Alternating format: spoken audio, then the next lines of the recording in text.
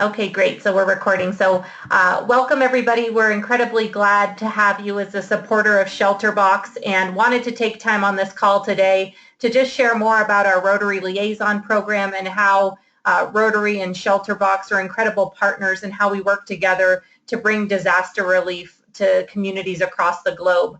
My name is Sarah Robinson and I'm our Director of Partnerships and Strategic Fundraising. And so I basically work with a lot of partners and volunteers across our communities and help spread the word of ShelterBox. So I've been with the organization since November, but I've been a Rotarian long before that for about 10 years, and that's how I first learned about ShelterBox.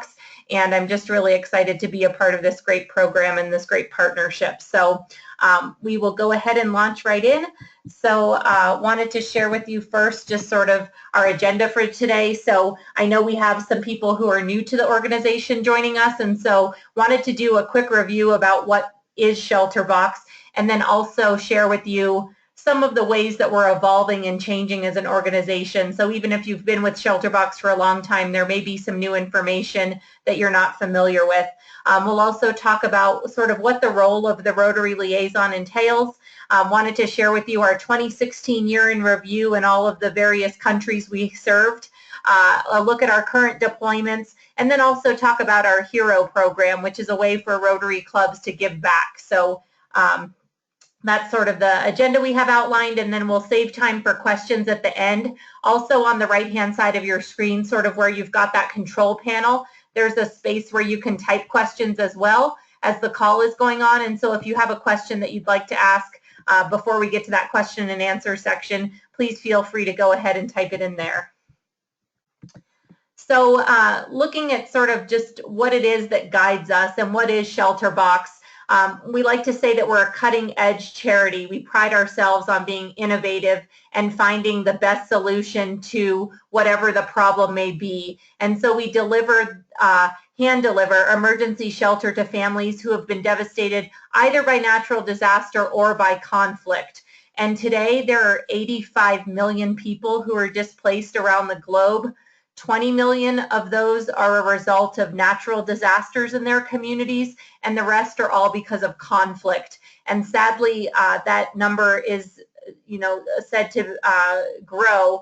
By the year 2050, the number is projected to be about 200 million who will be displaced around the globe. So the need for shelter is increasing, and we want to make sure that we're there to meet that need. So we have shelter boxes and shelter kits and other types of aid that we provide, and really with the goal of transforming lives and rebuilding communities. We want to make sure that we're delivering aid, but also that we're giving people the tools to rebuild and to start them on their path of recovery. And so it's very important to us that we, don't just drop these boxes off and, not follow up from there. What we'll do is we'll send monitoring and evaluation teams back after a deployment to make sure that families have been returned to their homes or they have some other type of solution, or we'll work with local partners on the ground like Habitat for Humanity, for example, to start to aid that process of recovery after we've delivered our sort of transitional shelter.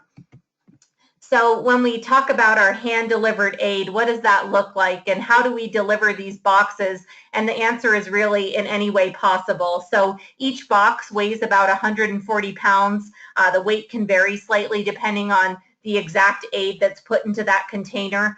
So as an example, in warmer climates, we may put more mosquito nets versus in colder climates, they may have more ground blankets, but that's typically about the weight of one of these boxes. And as you can see, our volunteers and our partners and our ShelterBox response team members, who are the volunteers who deliver aid on the ground, are very resourceful in how they can get this aid into, really different communities. So this photo is from Malawi, where there were landslides and flooding, and so as you can see, even the road there is very wet, kind of in the background there. Again, this is us delivering aid in a mountainous region where we're using donkeys, and we actually purchased these donkeys for the duration of our deployment, and then sold them back to the community when we had completed our efforts there. And so it's really trying to find different and innovative ways to be able to reach the people most in need. Here again, you can see, we'll use boats and other means of transportation, and then also people will carry them on their backs as well. So we deliver what we call last mile aid, and we pride ourselves on going into communities that are some of the most remote in the world. So oftentimes when a disaster strikes, a number of aid agencies will enter the country and sort of stay in the capital city where there's a large airport and distribute their aid from there. But because our teams are small and nimble, we have the ability to actually access villages and areas that may be cut off if their road was wiped out or if they're in a very remote location. Recently in Haiti, we assisted families who had disabilities, so families who were blind or had some type of handicap, and they were especially in need of our aid. We made sure that those were the ones that we targeted first. So by having this small system to be able to carry out, we're able to reach a lot more different types of communities than other agencies do, and it's something that we're very proud of. So this is our sort of standard box that we've become known for, and 17 years ago it was actually a Rotary Club who saw a gap in aid.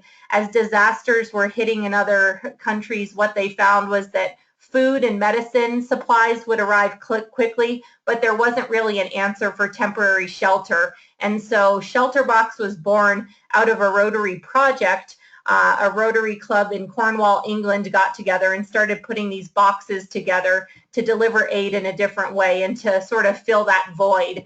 And so 17 years later, we're still incredible partners with Rotary.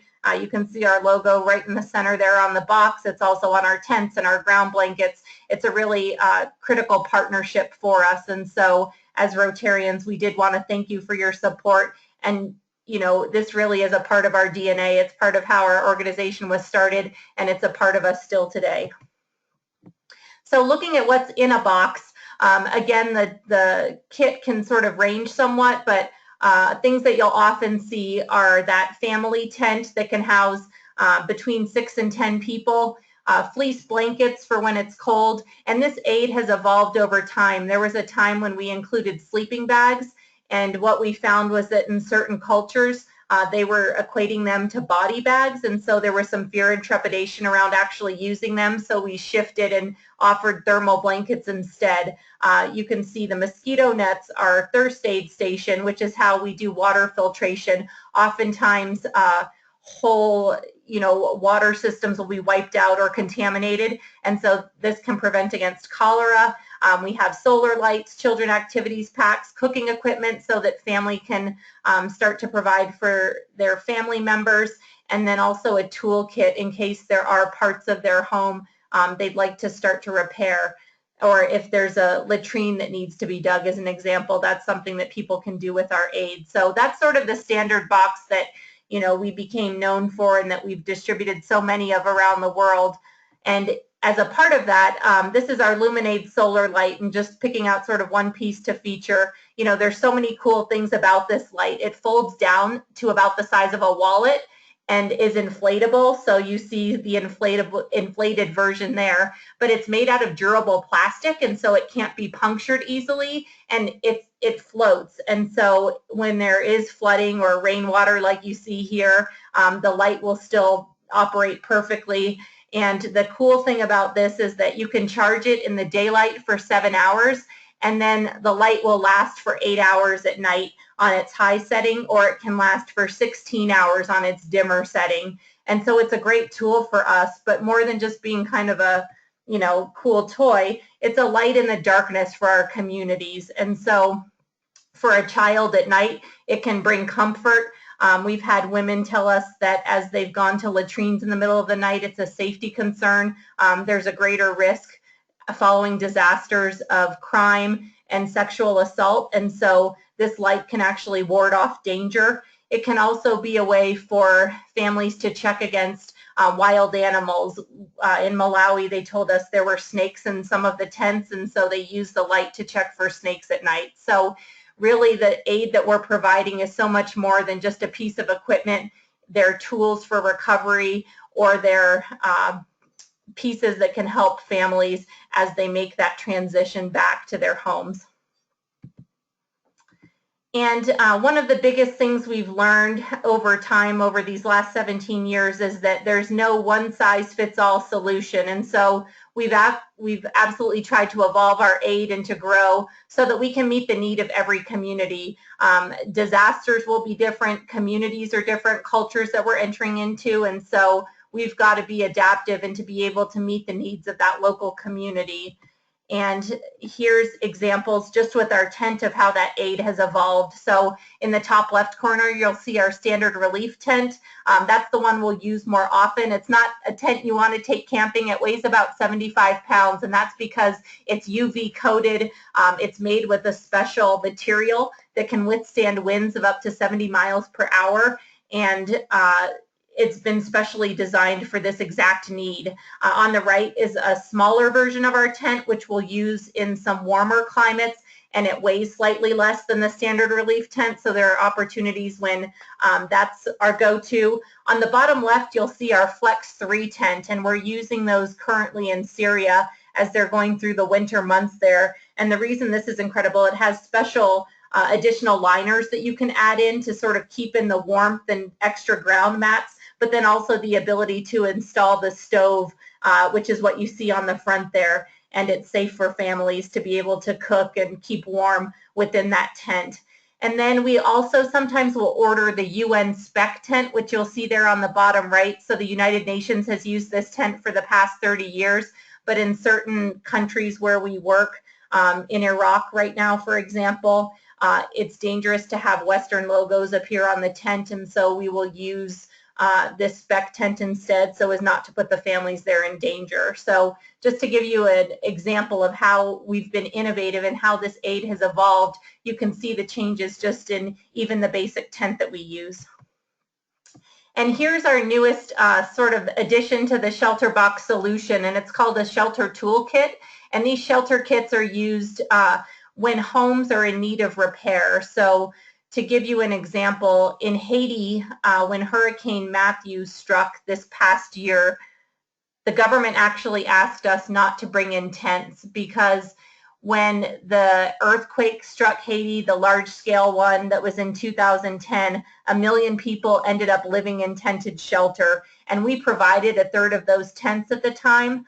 But returning there today, 100,000 of those people were still living in these tent villages, and they hadn't returned home to their communities. And so what we were able to offer in Haiti instead were these shelter kits. So as you know, in a hurricane, what often happens is roofs are ripped off of homes. And so what the shelter kit gives to families are tarps with reinforced strips so that you can nail into them. There's also, as you can see, shovels and saws. There's strings that you can actually unravel and take apart. We've had folks in Fiji use the strings to actually make nets for fishing. So there are different tools that our community members will use in all different ways to start that process of recovery and rebuilding. And one of the great things about this is it costs about 1/10 of the box, and it's more lightweight. And so with the price of sort of one of the traditional shelter boxes, we're able to help about 10 families with these shelter kits. And we did still offer some of the tents in Haiti, but they were actually used for schools and for medical facilities as, you know, there had been damage to their hospitals there. And so, you know, we really are looking to provide a combination of aid in these different situations. And here you can just see a couple photos of how those shelter kits are used, how the tarps are constructed on the left-hand side to really create a whole new structure, and on the right to repair a roof that's been damaged. This is just a list of the ShelterBox deployments that we've had since we've started. So as I mentioned, we've been in 92 countries and we've served 1 million people with our aid. And so, you know, it's every type of geography and climate and very remote reaches of the globe that we've been able to serve. And I see we have a question here, so let me pause for just 1 second. Okay, sorry, the question was just, can we get a copy of the slide deck? And the answer is yes, absolutely. We'll send it out with the call notes and make sure you have that. So looking at our partnerships, as all of you know, Rotary International is this incredible community of 1.2 million people who are coming together to make a change in their community.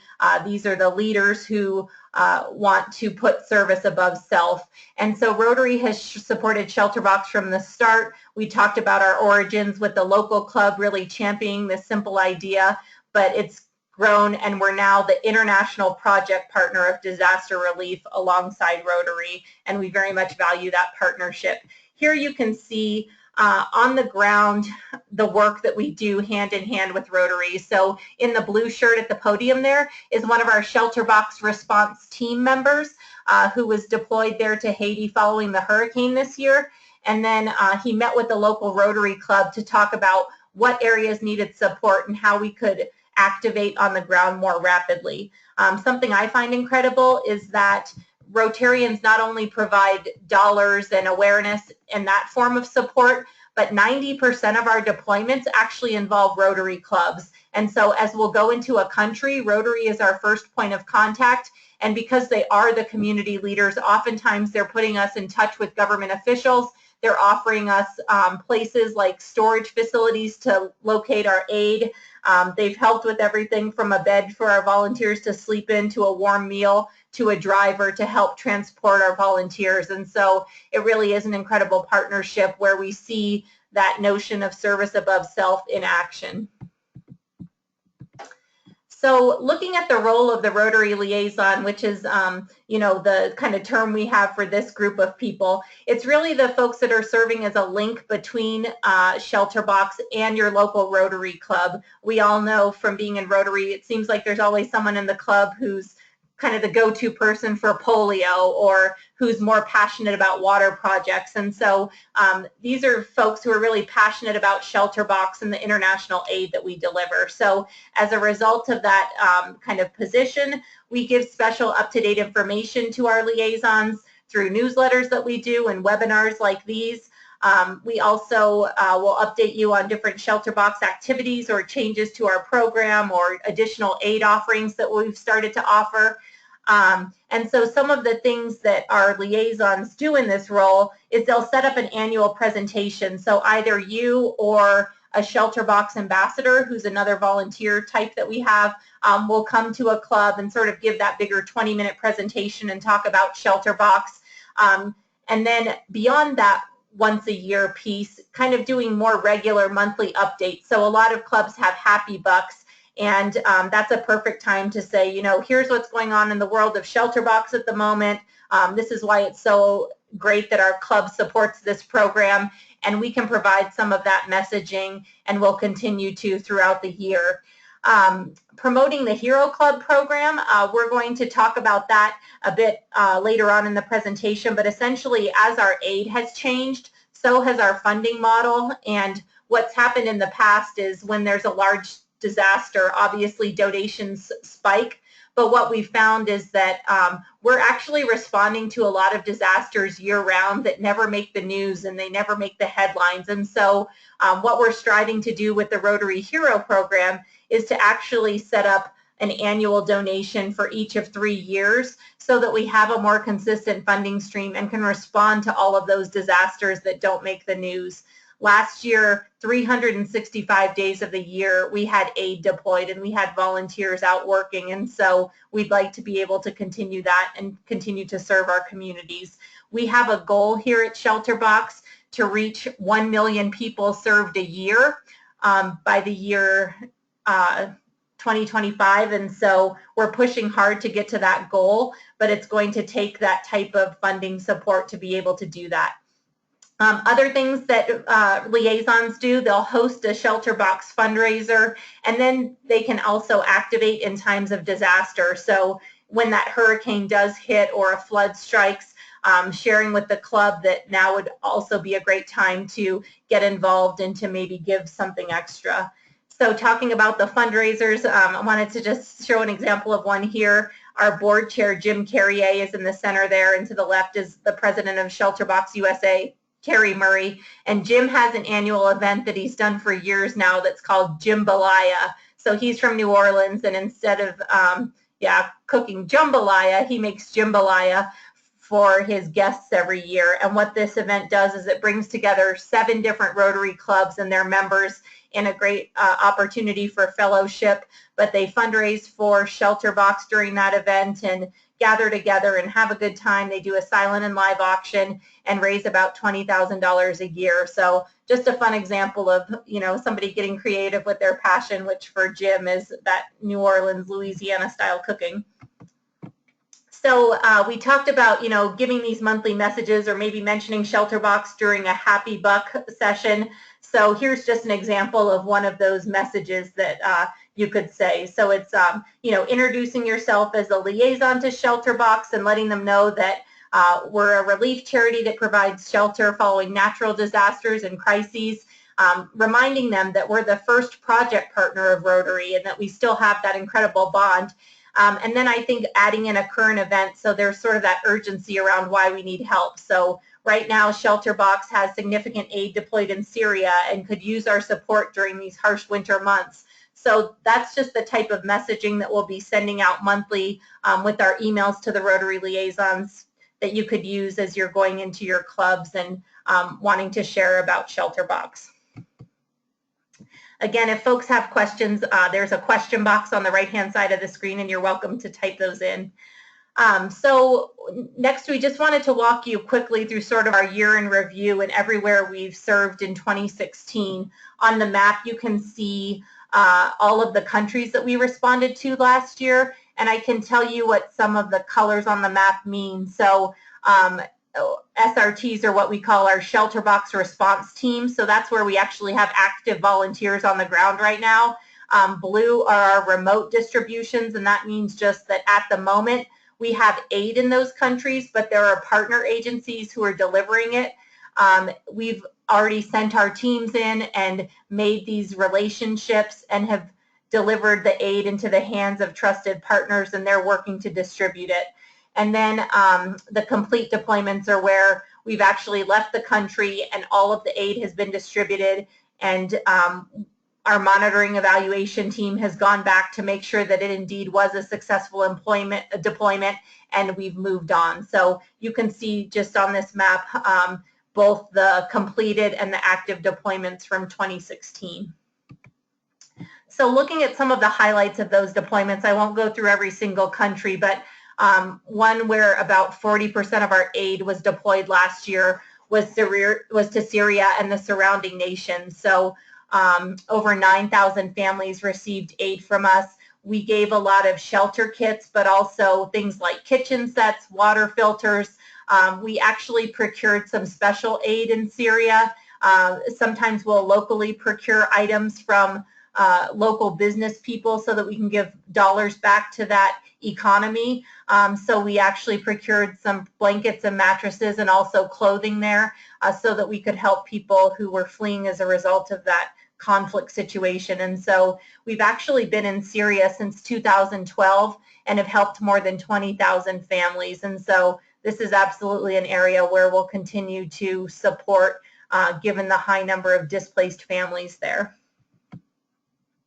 I love these photos because you can just see some of the children who had fled Aleppo after they had received hats and scarves from us, and just different examples of our aid being delivered. So it's not always anymore in that big green box. We've really worked to evolve and find whatever's the best way of getting this aid into the hands of the people who need it most. So on the top left-hand corner, you can see it's just sort of in a bag that we've put together, but for the needs of that particular community, that was what worked. Another large deployment we had last year, but one that's still ongoing, is after Hurricane Matthew. I mentioned earlier, you know, we hit the ground there with shelter kits and with some tents as well, but really a higher amount of aid on pallets in terms of being able to provide water carriers, the water filters that you saw earlier, the mosquito nets, solar lights. Those are things that were needed in that particular climate given the aftermath of the hurricane, and we've had multiple teams of volunteers on the ground there working in succession to make sure that we can get this aid out to, again, remote communities of Haiti that weren't receiving any other services.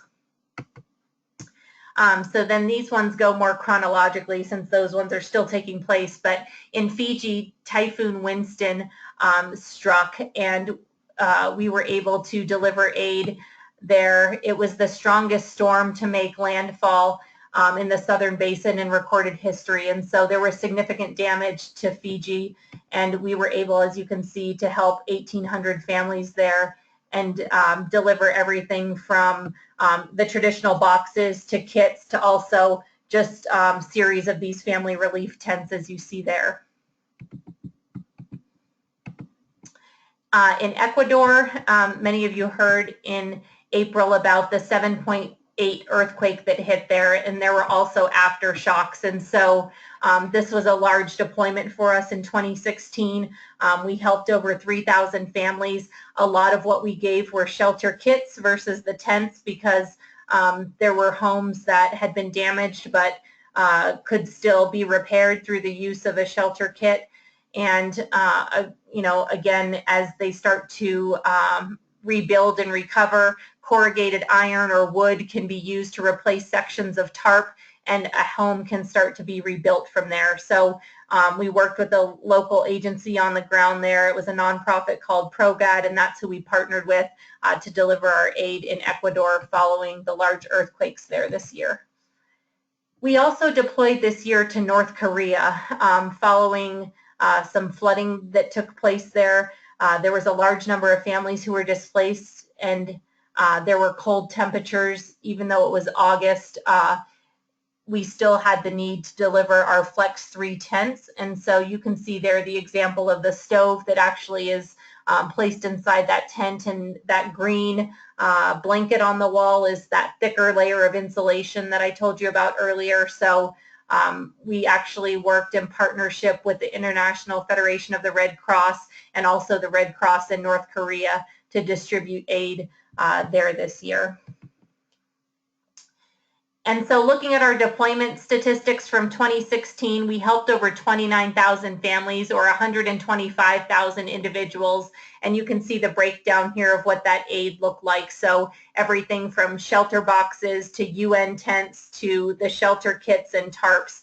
And what we're finding is more and more governments are asking us to bring in the shelter kits because they're wanting to keep families on their home sites and communities together instead of creating these large tent villages that people may stay in years.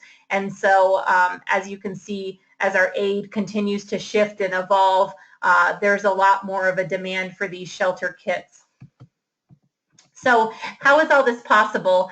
We've talked a lot about this partnership with Rotary, and it really is through that partnership and through our volunteers like you who we have out there sharing the ShelterBox mission, promoting the organization to friends and family members, hosting fundraisers like we saw from Jim earlier, just sharing the word. And so thank you very much for your support, but it's through people like you that we're able to continue our life-saving work. And so we touched on this earlier, but I wanted to just go a little more in depth about our HERO program. So again, it's a consistent funding stream that Rotary clubs will commit to. I know some of the folks on the phone today have signed up to become HERO Club members, so thank you for that. There are 3 different levels that a club can register for. So there's the bronze level, which is a 3-year commitment of $1,000 per year. The silver level is $3,000 per year, and the gold level is $5,000 per year. And again, our desire to want to set up this program and to have this funding be recurring is so that we can offer a consistent stream of aid to families who we know will be struck by disaster this year. When a disaster strikes, the last thing we want to do is start placing a tent order at that moment or have the manufacturer starting to box up mosquito nets for us. We go to a huge length to be able to pre-position aid around the globe. And so we actually have multiple locations around the world where we have stocks of either shelter boxes or shelter kits on hand so that as a disaster strikes, we can deploy that aid rapidly. When the hurricane hit in Haiti this year, we had warning of it and we knew that it was coming for a long time, and so we had actually equipment on Dutch naval ships, as soon as the hurricane made landfall, they were already sort of headed that way with our aid on board. So we really work to have these deposits of aid around the globe so that we can deploy more rapidly for the people that need us. And one of the ways we're able to fund that operation is through consistent donations like what Rotary clubs give with the HERO program. And there's great recognition benefits that come with it. You're featured on our ShelterBox website. This is a sample of the certificate that the Rotary Club receives, and there's a really nice banner that can be featured at club meetings that we send out as well. Wanted to just give you quickly too a look at our current deployments. And so right now we are finishing our work in Haiti. We're still distributing aid there. We have a monitoring and evaluation team scheduled to go back and again see that it was a successful deployment. Make sure that the partners we worked with on the ground actually followed through and delivered the aid in the way that was agreed upon. So we're sort of coming to the end of our deployment in Haiti, but still do have some folks on the ground there. We're in Niger and Cameroon right now, and that's a crisis refugee situation. People are fleeing Boko Haram there, and I like this photo because you can see in the bottom center there, we actually worked with locals to build mud bricks. And one of our volunteers who responded on the ground there told me that oftentimes when a large group of people is displaced, there will be deforestation of that area. So, you know, trees will be cut down in an attempt for people to make shelter. And what they were actually able to do there in Cameroon is to design mud bricks that could be cured with a solution instead of heated in a kiln. And so it kept, you know, all of these people who had fled their communities from actually chopping down the trees because we were able to find this new method of creating mud bricks and building houses from it. And it protected long-term the forests there. So we always have that eye on sustainability and are really working to make sure that we're protecting the communities that we're working in. We're also working in Syria and Iraq and the countries surrounding those areas to help with refugee crises in both places. In Iraq, it's after the battles that have been happening in Mosul, and in Syria, obviously the result of that long war there. Just a brief note, we will be having a space in the House of Friendship at the annual convention for Rotary, June 12th through 14th. So if you'll be in attendance, we would love to have you stop by and visit. Otherwise, if there are members of your club or others that you know will be coming, please let them know to stop by the ShelterBox area, and we would love to see them. We're also working with a RILA group there to kind of plan a bigger camp out for the high school students that will coincide with the annual convention, and so we'll have some more details to come around that, and we'll send you that information again out in the emails and through these webinars. So that's sort of what we have in terms of prepared content, but wanted to make sure we have time to be able to answer any questions that people might have, or if there's information that you had hoped to see today but didn't get, if you could let us know as well what some of that information is. If you'd like to see, we can make sure that I can get you that information, or we can include it on a future call. So for those of you who are on the computer line, there's a little green microphone button, and you can unmute yourself. You should be able to ask a question or type it into the chat box.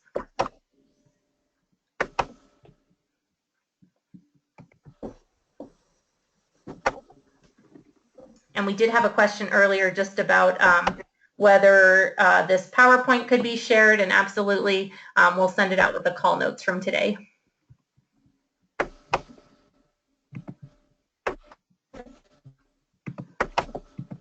Okay, well, thank you, everybody. I'll make sure that with those notes, you have my email address and contact information. So if there's something that you weren't able to ask on the call, but have as a need or would like me to follow up on, I would be happy to. And again, we very much appreciate your support and the incredible partnership that we have with Rotary.